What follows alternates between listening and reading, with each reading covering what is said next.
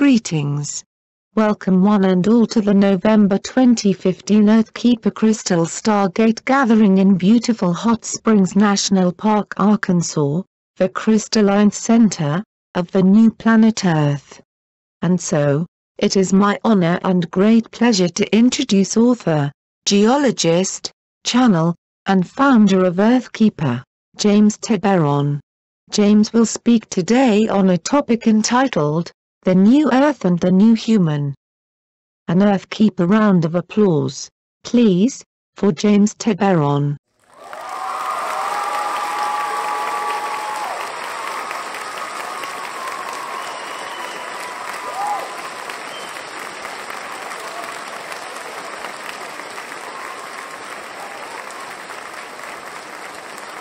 Thank you very much. Thank you. Thank you. Thank you. Okay, so this is a very, very special, powerful time that we're all experiencing.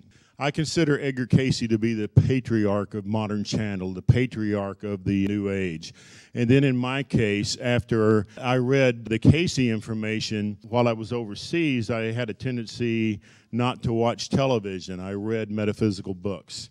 And so the Seth material written by Jane Roberts was very influential for me. From the Seth material, I went into the Lobsang Rampa book, some of the Vedic literatures, Buddhism.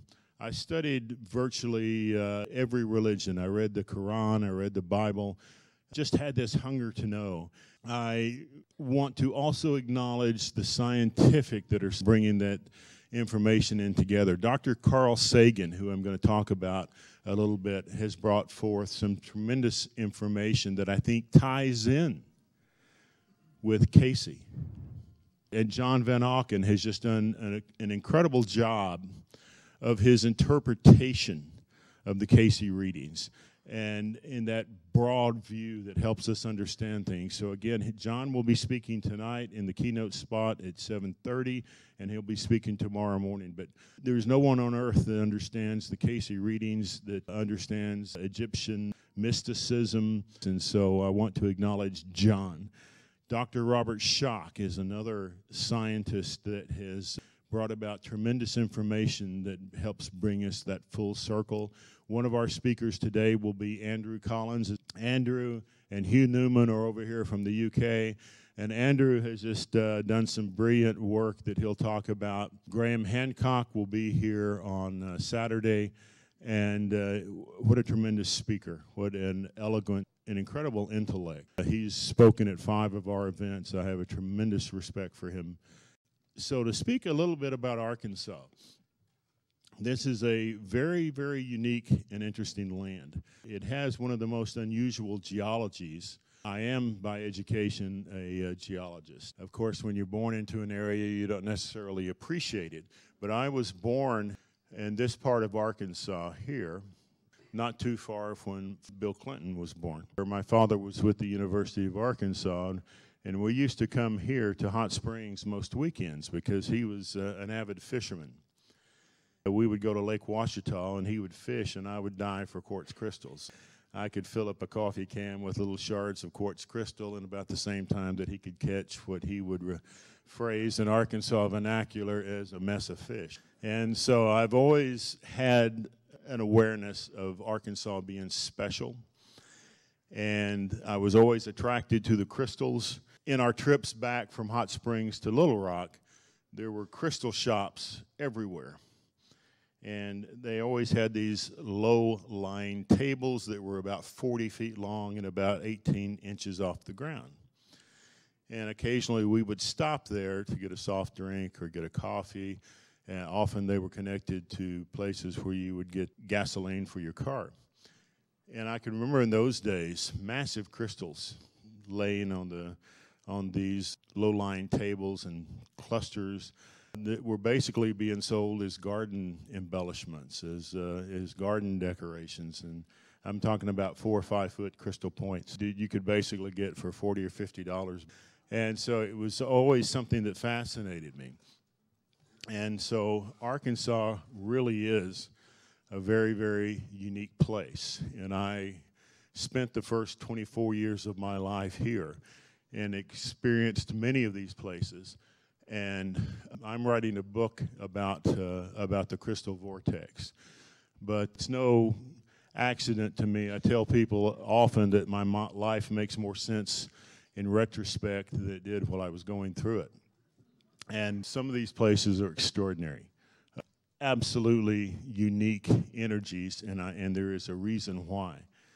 The rare geology and geometrics of Arkansas.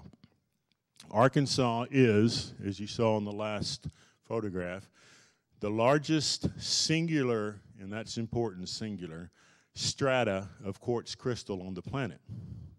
What that means is, starting at the area of Little Rock, there is sort of a backwards C shape of quartz that extends for almost 180 miles. And it hits the surface in certain places. And you're sitting on one of them.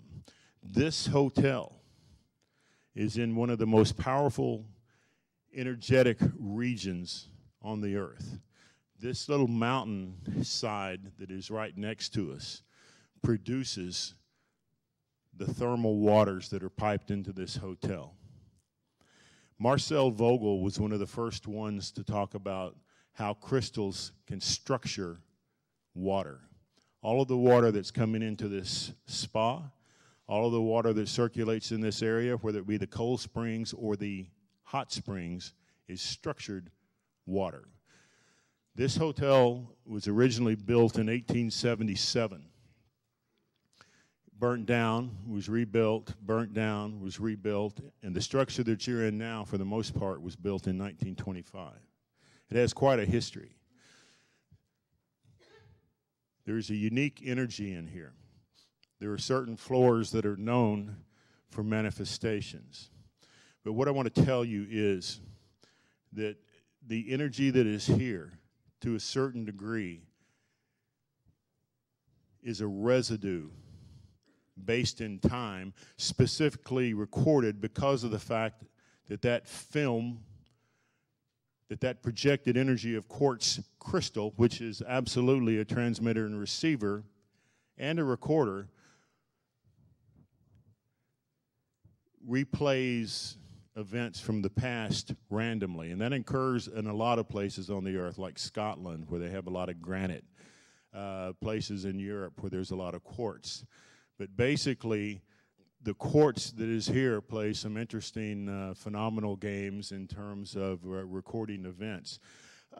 What is it that is used in a computer to store or record data? Silicon. Thus Silicon Valley. What is quartz? Silicon dioxide. So you're in a recorded area. And so a lot of these things that these paranormal researchers are really interested in, I mean, most of what you're seeing is just recordings of emotions. But there are, of course, Devic energies. John Van Auken spoke at one of our past events about Devic energies. There is a white energy. One of the things, my wife Ann is from Scotland. We met in 1977 in Brazil. And she has always had a remarkable ability, as did most of the Celtic traditions in her family, of seeing the Devic kingdom. And when we got here a couple of days ago, Ann has always worn little ladybug pins. It was a little good luck thing. We didn't even have the windows open in our room, and suddenly there's just about 10 little ladybugs all over her. But it is late in the year for them to be here, and that has always been something that represented a special Devic energy. But what a lot of the people here consider as the lady in white is a Devic energy. It's a positive energy. And, of course, the paranormal always try to call it a ghost. It's an evil thing like that. There's certain waiters that I've spoken to in this hotel that won't go on certain floors. And which floor are you on?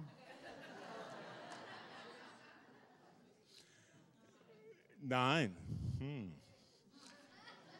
No, my point is this. You are in an area where it doesn't matter what floor you're on. These manifestations are occurring because there is a hyper-dimensional facility in this quartz zone. no matter where you are, and the fact that you're in this particular location here, next to this unique water, next to this massive structure of quartz, you that have the developed pineal, that have the ability to sense energies in an empathic sensitivity, are going to sense things. And it's nothing to be feared. In fact, it is a attribute of what we may call the new earth. But you will not be in a more powerful energy than what you are here. It is the crystalline shift. And so one of the important things while you're here is to realize that you're in an amplification energy. Quartz is an amplifier. Quartz is a receiver. Quartz is a transmitter. So it's very important while you are here at this conference, while you are here in this energy, to project positive. Don't let the little things bother you. If there is some sort of issue in a restaurant, if you're not quite happy with something about your room, let it go. We are a reunion of the law of one.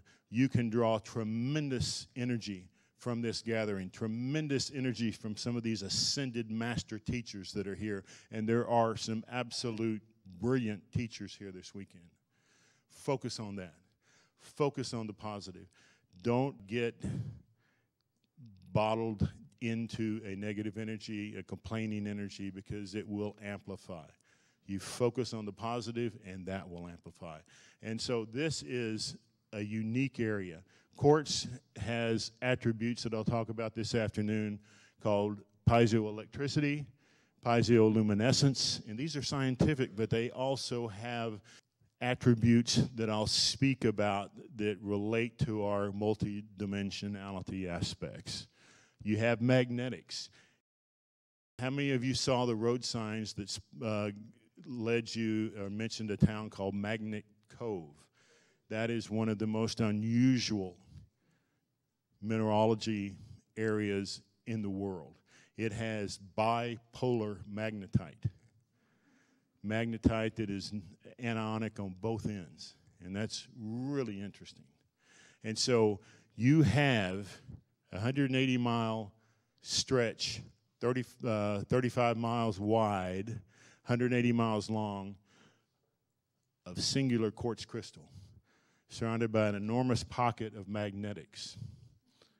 Cryon, in 1998, said the evidence of Atlantis would be found in Arkansas. I was at that Cryon gathering when he said that. And that triggered me into what I'm doing now, because I grew up here. I know this area. I am part of Arkansas. I love Arkansas, but I know Arkansas. And I was always interested in the quartz. And as soon as I finished university, I moved to the other enormous quartz crystal area on the planet, Brazil. And I lived in Brazil for 7 years, from the Amazon to Bahia, to Minas Gerais, to all of the areas of crystals. And I studied them. And when I was in Brazil, I had my salary, which was only about $800 a month at that time, as a geologist, cut such that I had to receive, I was being paid in dollars, and they changed the plan so that I had to receive 25% of my salary in cruzeiros, which was the Brazilian currency at that time, at the official rate. And the currency was devaluating at 400% a year. So if I put that money in the bank and went to a geological site, when I came back, it was worth 2 weeks later a lot less than it was when I put it in. And within about 3 months, it was valueless. So you had to buy something with it. So what did I buy? I did what all the Brazilians did. I bought gemstones. And Brazil is a cornucopia of every gemstone in the world. Right about that time, a German man, as I mentioned, gave me a copy of There Is a River. And Edgar Cayce started talking midway through the book about the attributes of gemstones. And John's going to talk about that tomorrow. Had it have come from somebody else, I wouldn't have paid attention. But because of Cayce's integrity, there was no ulterior motive. He was writing about a forgotten science. And so I had the ability, not only the ability, I had the need to buy gemstones. So I decided I'd better study about them so that I'm not buying broken glass. And I started taking gemology courses. I was working a routine of 2 weeks on, 2 weeks off. And I was going out and buying gemstones primarily from my landlord, from the person I rented my house for, because all Brazilians had to either buy real estate, gold, or gemstones. And gemstones were everywhere. And then Casey was talking about how these had special attributes. And before too long, and I have a photograph of myself with Jose Luis, my landlord, and there's a pile of topaz, a pile of opals, a pile of amethyst, a pile of everything, just massive. And I was getting emeralds for about 50 cents a carat. And you can find those things down there direct from the mines at remarkable prices. And the markup on retail jewelry is absolutely unbelievable.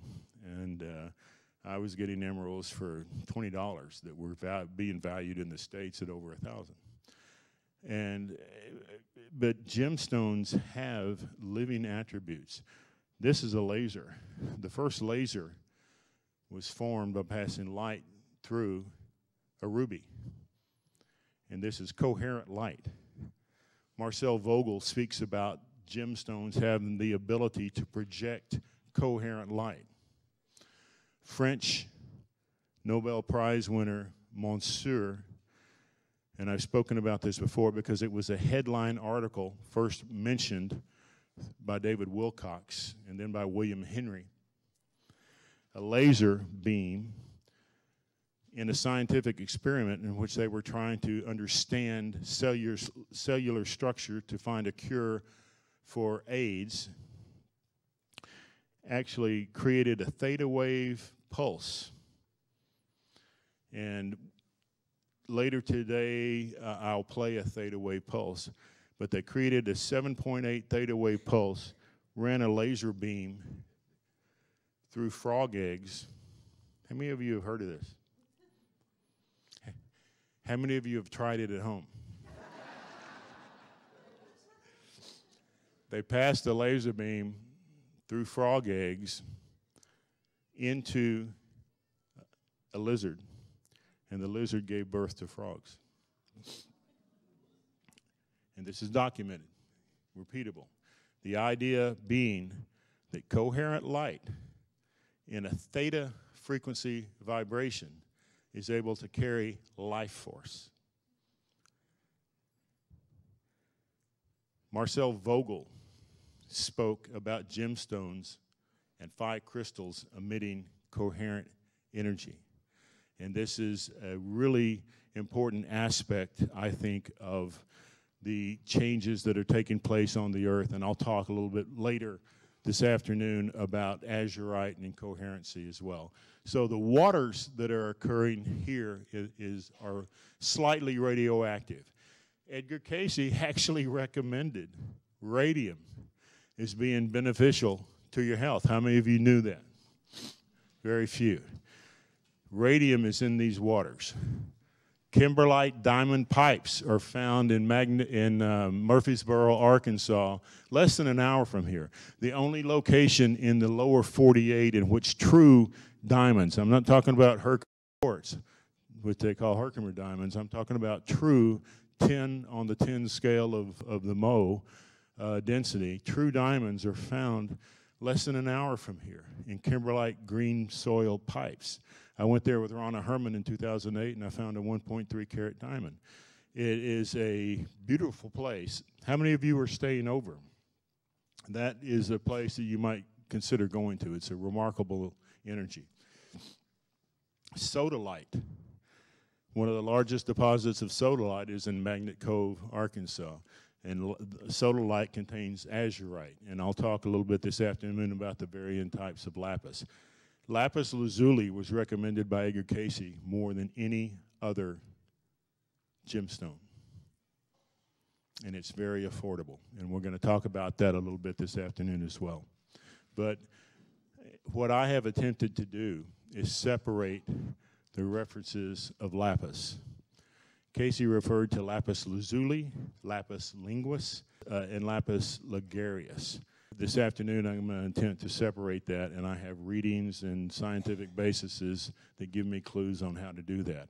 I consider that lapis lazuli is the pyritic lapis, and that lapis linguis is azurite, and I'll tell you why I've separated those, but that will be an interesting.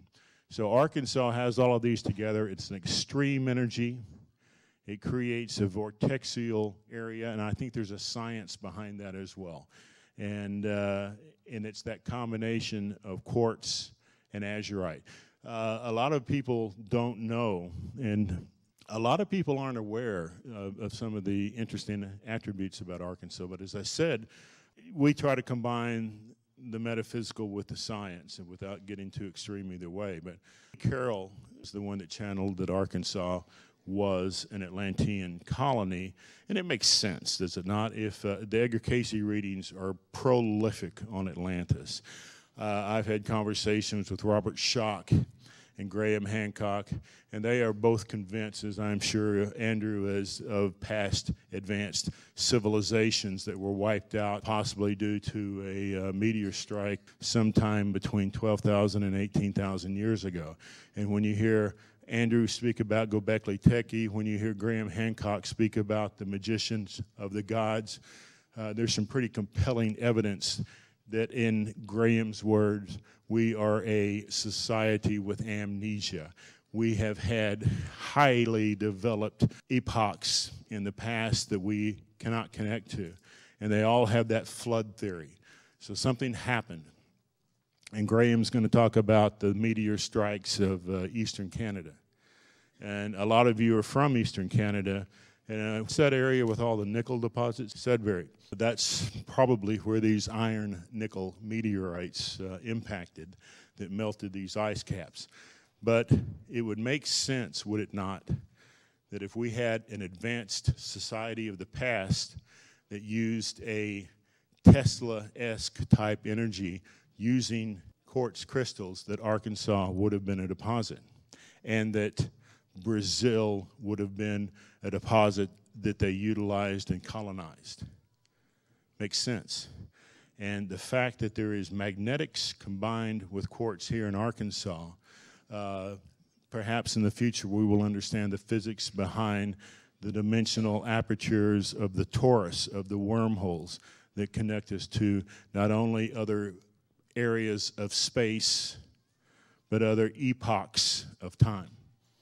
And I was speaking with Richard Hoagland and Robert Schoch about some of the interesting aspects of time. And there is a lot of science being discovered about that now. But we are multi-dimensional beings. And what happened in 2012, in my opinion, was that the earth expanded.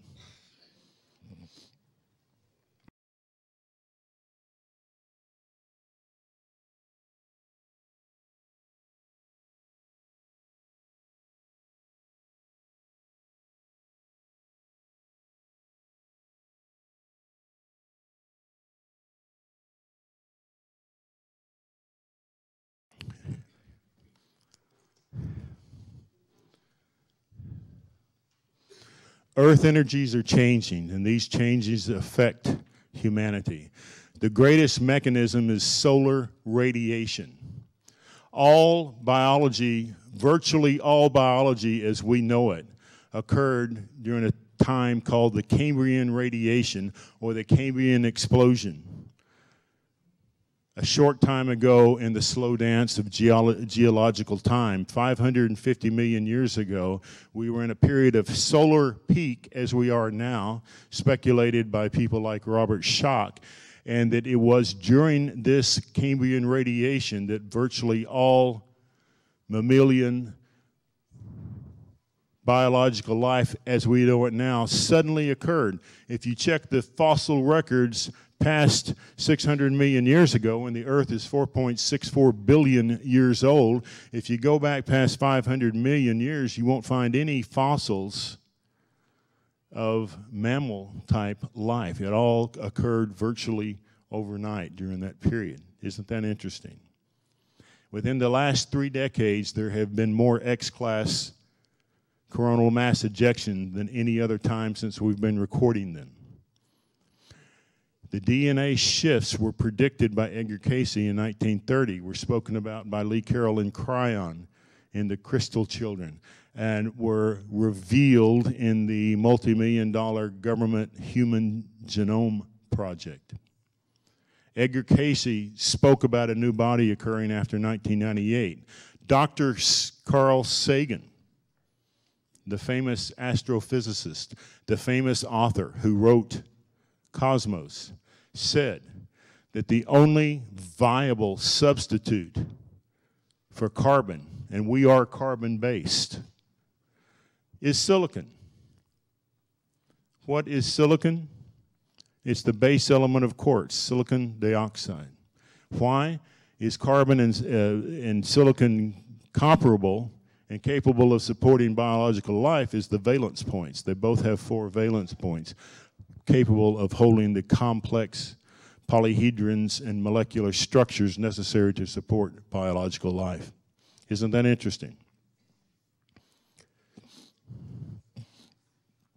And so our Earth has changed over 4.6 million years ago. This is just a quick little diagram of the tectonic shifts that have occurred over the last millions of years. At one time, there was one massive supercontinent called Pangaea. So Earth changes are part of the nature of our reality. Solar radiation is the driver of the shift. The Genome Project shows that under the intense changes of solar radiations, DNA can shift. Now, one of the things that I want to show you that you may not be aware of is this. Now, the first person to speak about this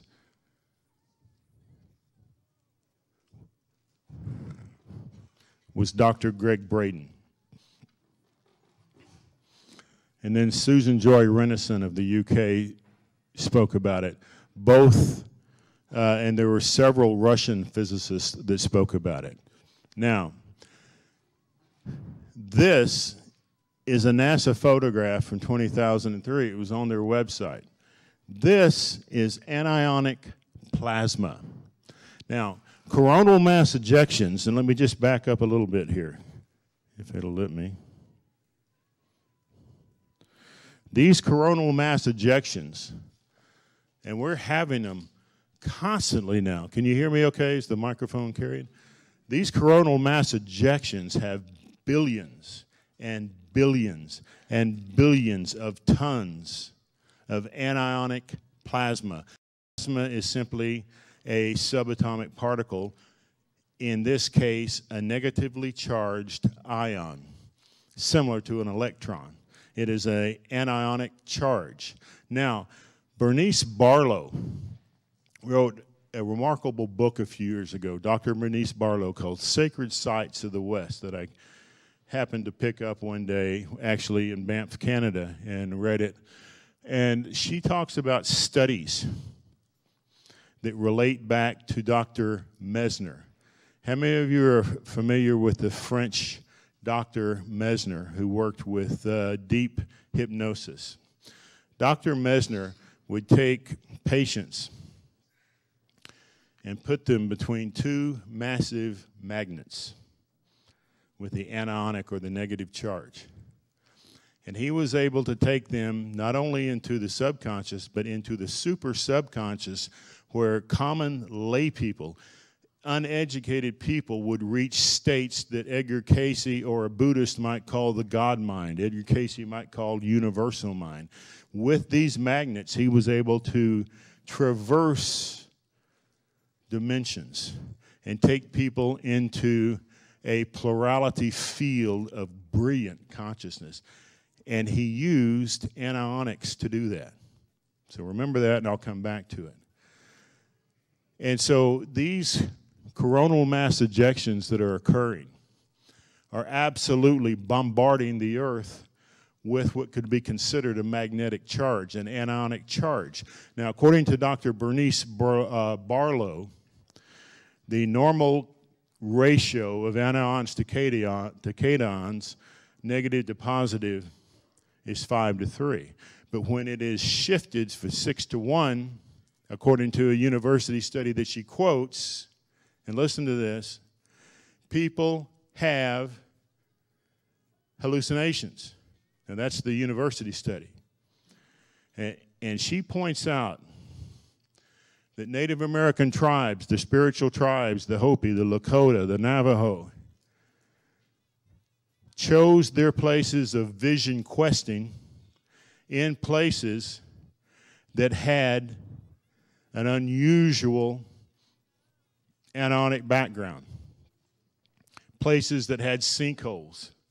Places that had minerals that exude anionic charges. And these people would go there, didn't want to live there because it had a certain imbalance. They would go there in order to have vision. University of Southern California calls it hallucinations. Perhaps that ionic shift creates a biochemistry in the brain that activates that little portal that we call the pineal and takes us into a theta resonance of higher dimension. Graham Hancock speaks a lot about the human brain not being the generator of consciousness, but being the receiver of consciousness. It's like a television station, and when we learn how to change those levels from theta to beta to alpha, we can pick up different stations. And so these coronal mass ejections that are happening, that are circulating the Earth, are creating a shift that makes us more capable, perhaps, by bringing in a more theta brainwave vibration that takes us a little bit out of the alert consciousness, that beta field of getting things done. I remember when I was in college, a friend of mine had a poster that said, "Be alert, the world needs more alerts." And our society encourages that beta consciousness where past societies honored the dreamer, the theta. And it is through this theta wave that we're able to experience an expansion. And that is what I suggest to you that 2012 was all about. After 30 years of an incredible influx of anionic energies, it is now, and these collate in certain areas, particularly around areas with gravitational changes, gravitational anomalies that are occurring all over the place. And so I talk a lot about people having what I refer to as ascension symptoms. And I'll talk a little bit why I think that it is absolutely essential that you take responsibility for maintaining your multi-dimensional body, for consciously developing that ability to shift from beta to theta. How many of you have heard of Dr. J. Alfred? Very few. He's an Australian doctor, originally from India. And he developed the idea of bioplasma, of plasma physics, in which he suggests that chakras are particle accelerators, that chakras connect us into what we might refer to as antimatter. And the concept of matter and antimatter, according to the Metatronic readings, is that matter exists on spectrums. Just as light exists in spectrums, matter exists in spectrums, and that ties into the Casey readings. How did Edgar Casey say the pyramids were built? He said they used that technology that made iron swim, that made rocks float. So if by using certain sounds, certain theta waves, certain waves, we are able to influence matter such that it goes into a different dimension, so to speak, or a different spectrum, then perhaps we exist in these other spectrums. Perhaps the angelic realm is the antimatter realm. And perhaps we enter physicality through particle accelerators that the great Vedics and the people of Rama call chakras, wheels, just like the one in CERN. Sort of looks like the Mayan calendar. The idea is that we could exist in other life forms that Dr. J. Alfred of Australia calls bioplasmic life forms. Maybe a few of them floating up in the ninth floor on here. Not evil. Evil doesn't exist on that realm. Perhaps on that floor. No. But so this is what the changes are about. Perhaps we are starting to learn our true multidimensional nature. Edgar Casey spoke about Earth being the testing ground.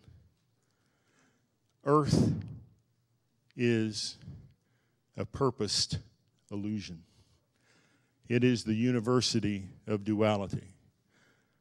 Duality is not the rule, it is the exception.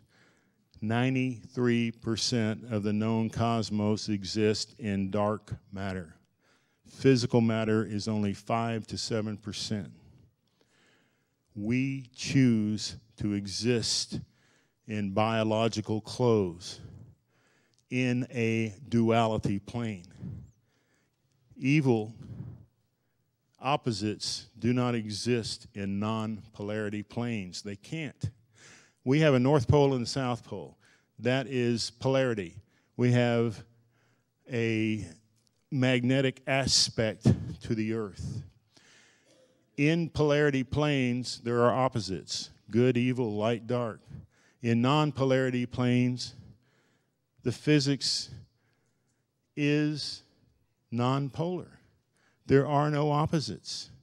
Greg Braden called it 0 point, saying that when you get into a 0 point field, there is no electromagnetic attraction. Let's take that a step further and put it into Vedic traditions, into what Edgar Casey talks about, into what Metatron talks about. In these non-polarity planes, there can't be opposites. People talk about angels.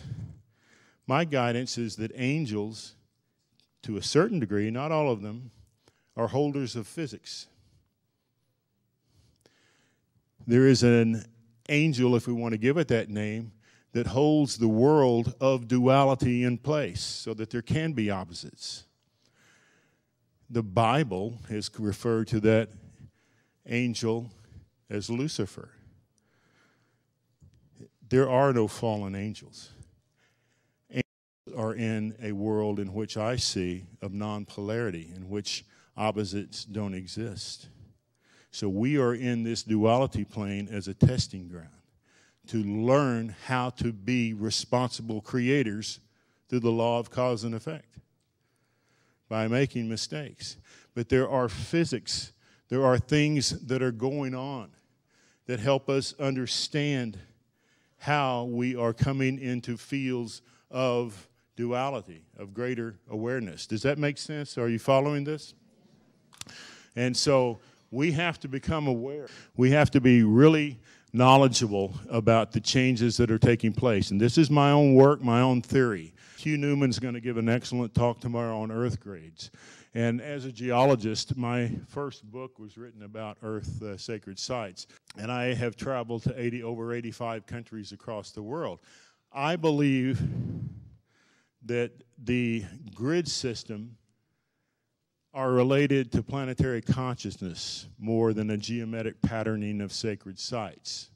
I think that there is a new grid that occurred in 2012, and I call it Windows 2012. And that's the comparison. You can get all confused with grids, but sacred geometry is the fabric of the cosmos. Every atom in your body has a geometric shape. And I think that there are what we call the 5 core geometries, or the Platonic solids, which have a very interesting energy. And almost every gemstone is either on an atomic or molecular structure, one of the Platonic solids or a derivative of the Platonic solids. So if we consider that geometry not only a defining aspect in physical matter, it also has a defining aspect in non-matter, in light. There are forms of polarized and non-polarized light. So the new grid is Windows 2012. It is a server that allows more programs. Those programs are multi-dimensionality. Those programs are occurring through coronal mass ejections, through an activation of our understanding of certain sites on the Earth that allow us to use this stargate called the pineal gland through biochemistry, which actually has optical fiber in it, and change the channel on this receiver to go into theta waves. How many of you have read the Carlos Castaneda books? It has so many comparisons to Buddhism. When they talk about an enlightened man looking like a luminous egg. I actually went to Mexico. I had a desire to do vision questing. And so for 7 years in a row, I did questing with a Native American elder where I went without food and water for 5 days. I was given water on the 3rd day, but no food for the entire time. And I had to make prayer ties, 444 prayer ties. And that took a day. So really there was 6 days with no food. But I've always been a big guy, so I knew that I couldn't do the 3-day. I had to do the 5-day. And to be quite honest with you, I never even got hungry until the 3rd day. That's how much extra weight I was carrying. But I did that 7 years. And on the first year I did it in Arizona. The second year I went to a Yaqui reservation in Tecate, Mexico, and I met Don Jerome, who is mentioned in the Carlos Castaneda books. And he was quite a character. He was more of a wizard than a spiritual person. I thought he was going to be some great spiritually evolved person. He was really a highly evolved shaman. And coming off of that 5-day fast, the first thing that he did was shoot energy bolts into me to see if I could defend myself, which I wasn't expecting and couldn't do, and it completely drained me of energy. And I was sick for a week. But it taught me a lesson. As you go into a multidimensional world, you have to maintain responsibility of these particle accelerators. And Edgar Cayce talked about how gemstones do this, about how gemstones project, and this is my part. I say that gemstones not only project light, that they separate light in terms of their refraction, single refraction, double refraction, and they also project their sacred geometry. The difference between a purple spinel and a purple amethyst, to someone just looking at color may say, what's the difference? But that spinel has an octahedron that it's projecting, and that amethyst may have a hexagonal projection on a molecular basis. And those are part of the 5 chords. That spinel takes light and keeps it in a straight line, and that it is single refractive. And that double refractive amethyst is going to cut it in 90-degree angles and affect the duality realm. And the spinel is going to affect the non-duality realm, the etheric field. And so gems are energy vibrators. They are tools along the path. If you think gems are cosmetic vanities, buy the fake stuff. Gems are tools. And in gem knowledge is a forgotten science. The reason women live longer than men is because they wear gems. They are batteries. They are batteries. And I speak a little bit about the high priest's breastplate, about this breastplate that had 9 gems on it that people used for what? The Jewish high priest used for what? To communicate with God out of body. Edgar Cayce spoke about crystals in Atlantis as being used to communicate with the divine. These are tools. Marcel Vogel talks a lot about crystals being the perfect structure. They are a metaphor of what we go through heat and pressure. All of their atoms line up in a perfect harmony. Through heat and pressure, all of our lifetimes line up. We get rid of the DOS. We are in these times in a crucible astrology where all the impurities are bubbling to the surface. Nothing happens on the earth plane that is not under a divine plan. The world seems like it's in chaos. What is happening? There is a structure in place that is bubbling up everything that does not serve you. All the stuff that's been swept under the rug is being percolated so that it can be dealt with. Even in your personal lives, relationships have to be defined. You may be in a position where you need to end a relationship or more clearly define it or change the terms of the agreement. But everything we have to face now. John speaks about a new time coming. But we have to clear up all these things. The family of Abraham, we have to sort that out. In our personal lives, we have to sort these things out before we can go into another era. And we have the chance to face them. Not only the chance to face them, the necessity to face them. It is just an exciting time. It is a difficult time.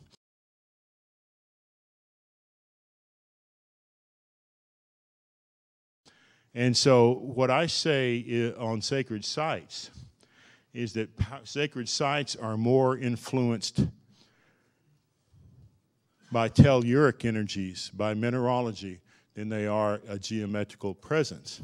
But that the grid itself is the program that allows us to tap into the multi-dimensionality. And so we are changing. Edgar Cayce predicted that in the new millennium, after 1998, humanity would shift into a new biology. And John Van Auken spoke about that in Denver and in Arizona. Dr. Carl Sagan, the acclaimed astrophysicist, stated in 1972 that the only other element capable of supporting human biology is silicon.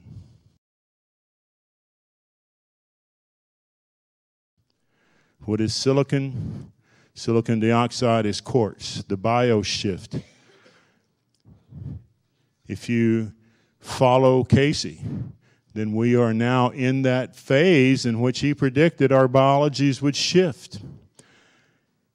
If you follow Sagan, the only way it can shift and remain in physical materiality is to go into a silicon base, a crystal base. And so that is very, very interesting. These anion to cation ratio shifts affect the pineal, affect brain chemistry. Now, one of the most important things that you can do, and I'm going to end here and talk more this afternoon, is you have to take responsibility for that part of you that's existing in higher dimensionality. I suggest to you that because of solar radiation, you are now more capable of seeing things that otherwise you would not have seen. I think crop circles are part of the message around this, but you have the ability to see things. Duke University put out a study about a new photonic phenomenon called jellyfish light sprites. There are now light phenomena that are occurring that look like living jellyfish. And there was a crop circle in Wiltshire, England, where Andrew lives, that looked just like that years before it happened.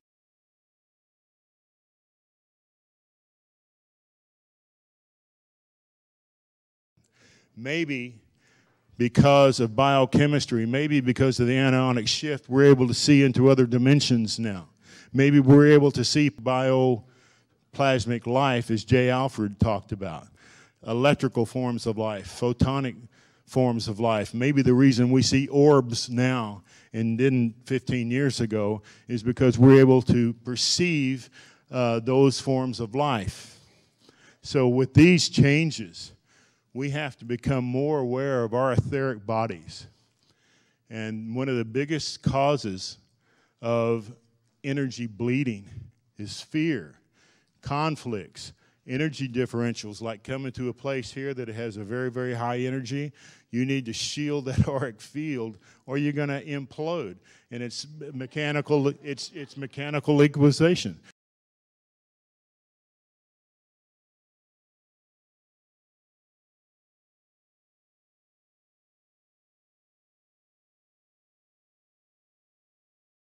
I used to, years ago, live in Africa, and I'd go to Glastonbury. And after 3 days or 4 days in Glastonbury, I'd suddenly feel tired, like I wanted out. I went from an elated high to a need to get out of it. And it's the energy differential, and I'll speak about that in just a minute. But there are a lot of things, especially extended air travel, pharmaceuticals that affect your auric energy. And I have devoted a lifetime to understanding these things. And I think that gems and minerals are one of the most important ways to deal with these, but not the only one. How many of you take medicines from the doctor that you're subscribed to? Almost everyone. One of the best ways to detox is an infrared sauna. Infrared saunas are highly affordable, and you drink a couple of liters of water a day, and if you're taking blood pressure medicine, diabetic medicine, it is a great way to flush that out of your system. And if you don't, they'll pile up and they will affect the ability of your particle accelerators to tune you into other dimensions. Saunas. Certain magnets have a way of helping you handle airplane flights better. Iron nickel meteorite, moldavites put out magnetic pulses. They should not be worn 24/7, but these are what I believe a scientific means of providing extra energy to the auric field. Never use a magnetic mattress. You don't want to stimulate the human nervous system all the time, but it can be used in certain situations. One of the greatest destroyers of the human energy field is fear. Fear absolutely puts out chemicals that will fracture your energy, make you bleed energy. And just the the intensity of the changing earth plane from the coronal mass ejections can create auric fractures. There is an etheric field that is the body you travel in the antimatter plane, and it has a circuitry, and you have to learn how to fine-tune those. You have to learn how to go into theta and to navigate in that other body. When I did those vision quests after 3 days, nothing happened my first 3 years, but after my third one, I had an out-of-body experience, and it was real, and I was able to see my body sitting on a hillside, and I was able to walk outside of it. And I learned how to navigate in that system. And after that, I went to South America after I did 7 years of this natural way, and I learned how to do it in another way with ayahuasca. It is a sacred plant that is not for everybody, but it was incredibly intense. And I went through what a Christian would call the judgment. I saw everything I had ever done wrong, and it put me into an intense look at how I was living my life. All the mistakes that I had made, I wanted to correct.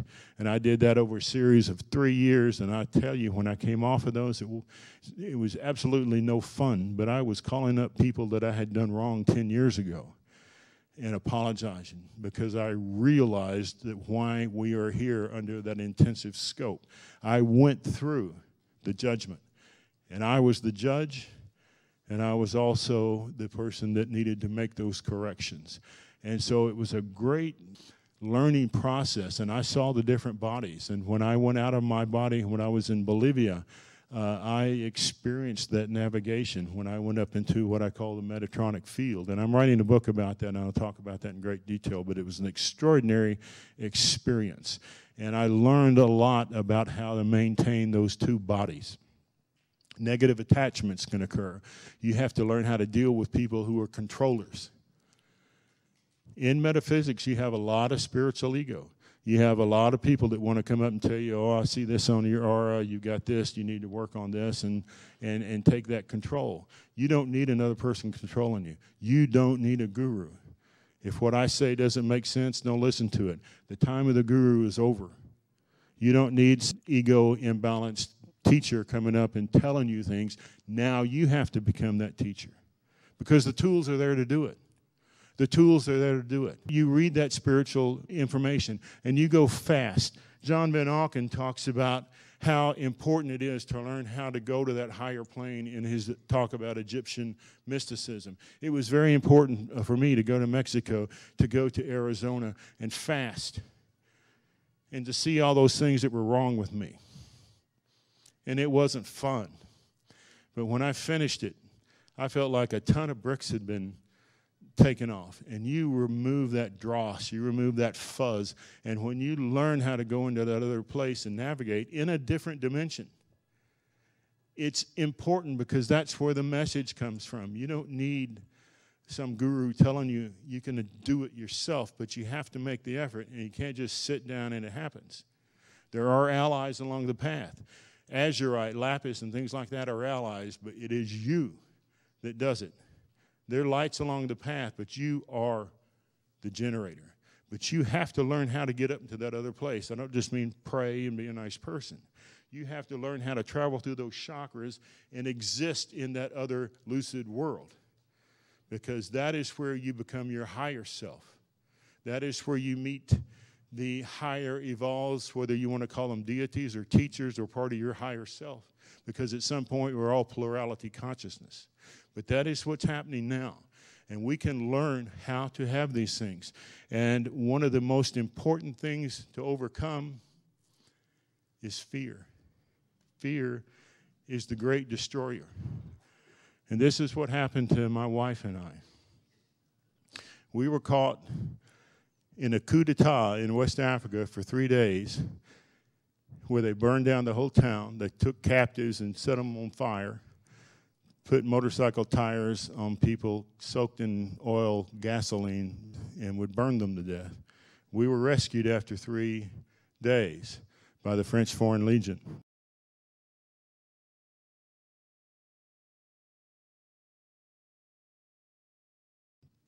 And I learned a lot about how fear can immobilize you, about how fear is what Casey calls the great destroyer. And so I learned a lot in that process about maintaining an auric field, and these are some remarkable tools. Infrared saunas, absolutely affordable. 1 million companies sell them on the internet.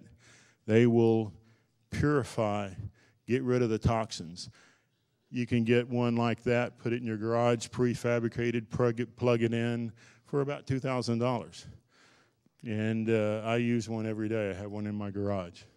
There's ways to use magnets to recharge the auric field. Iron nickel meteorites, moldavites are fantastic when you're dealing with a stressful situation or you're traveling. I wrote an article 8 years ago about how when you travel in an airplane, you are above the Schumann resonance, and that all of our organs are regulated by that Schumann resonance of 7.83 hertz. When we get above it, NASA discovered that some of the astronauts in the stations and the shuttles were having problems with kidneys. And when they put in ionic generators to match that pulse of the Earth, it resolved the issue. There are allies along the path. Azurite, lapis, and things like that are allies, but it is you that does it. Meditation, prayer, being associated with groups. So I want to thank you. I'll end on this note. I want to thank you for being here this morning.